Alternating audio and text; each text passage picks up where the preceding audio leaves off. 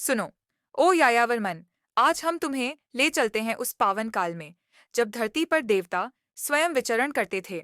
लगभग 8,000 वर्ष पुरानी वह कथा, जो आज भी हर हृदय में गूंजती है। यह कहानी है प्रेम की, भक्ति की और उस अनोखे मिलन की, जिसने संसार को राम और सीता के नाम से जोड़ा। कल्पना करो, हरियाली से भरे वन, फूलों से सजी वाटिकाएं, मंदिरों में घंटियों की मधुर ध्वनि और हवा में बसती वह पवित्रता जो उस युग की पहचान थी। तो तैयार हो जाओ, क्योंकि यह कथा तुम्हें बांधेगी, रुलाएगी और अंत तक एक अनोखी स्मृति बन जाएगी। चलो शुरू करते हैं। कहानी। सीता जनक नंदिनी फुलहर गांव के उस पवित्र स्थान पर प्रतिदिन आती थीं, जहां राजा जनक की कुलदेवी माता गिरिजा का प्राचीन मंदिर खड़ा था। संगमरमर की शिलाओं से बना यह मंदिर दूर से ही ऐसा प्रतीत होता था, मानो स्वर्ग का कोई टुकड़ा धरती पर उतर आया हो। सीता हर सुबह अपनी सखियों के साथ हंसी ठिठोली करती, माता गिरिजा की पूजा के लिए निकलती। उनके हाथों में पीतांबर की साड़ी की चुन्नी हवा में लहराती और पैरों में चांदी की पायल की झंकार जंगल के पंछियों के साथ मिलकर एक मधुर संगीत रचती। इसी गांव के पास एक पुष्प वाटिका थी, फूलों का वह बगीचा, जहां कमल, चमेली और गुलाब की महक हवा को सुगंधित करती थी। एक दिन गुरु विश्वामित्र, जिनके चेहरे पर तेज और आंखों में ज्ञान की ज्योति झलकती थी, अपने शिष्यों के साथ वहां पहुंचे। उनके गले में रुद्राक्ष की माला और हाथ में कमंडल लिए वह बोले, राम लक्ष्मण, मुझे पूजा के लिए सबसे सुंदर फूल चाहिए। जाओ, इस वाटिका से चुन लाओ। राम, जिनके कंधे पर धनुष और पीठ पर तीरों का तरकश सजा था, मुस्कुराए और अपने भाई लक्ष्मण के साथ वाटिका की ओर बढ़ चले। उसी समय वाटिका के दूसरे छोर पर माता सीता अपनी सखियों के साथ मंदिर की ओर जा रही थीं। आज वह पूरे श्रृंगार में थीं, माथे पर चंदन का तिलक, आंखों में काजल की गहरी रेखा और कानों में सोने के झुमके जो सूरज की किरणों में चमक रहे थे।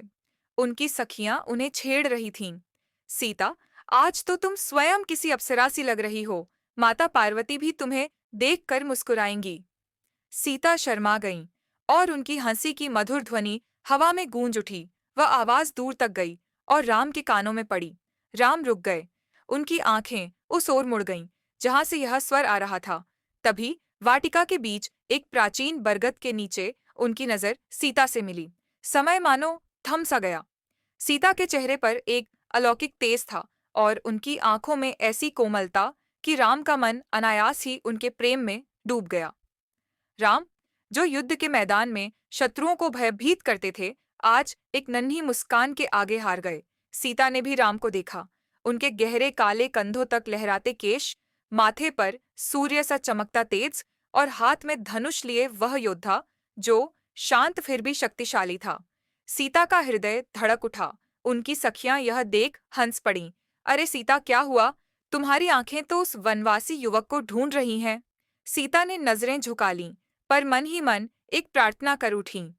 वह मंदिर पहुंची और माता पार्वती के सामने हाथ जोड़कर खड़ी हो गईं। उनकी आंखों में आंसुओं की हल्की चमक थी। हे माता, वह फुसफुसाईं, यदि वह योद्धा मेरा भाग्य है, तो उसे मुझसे जोड़ दो। मैं उनके बिना अधूरी हूं।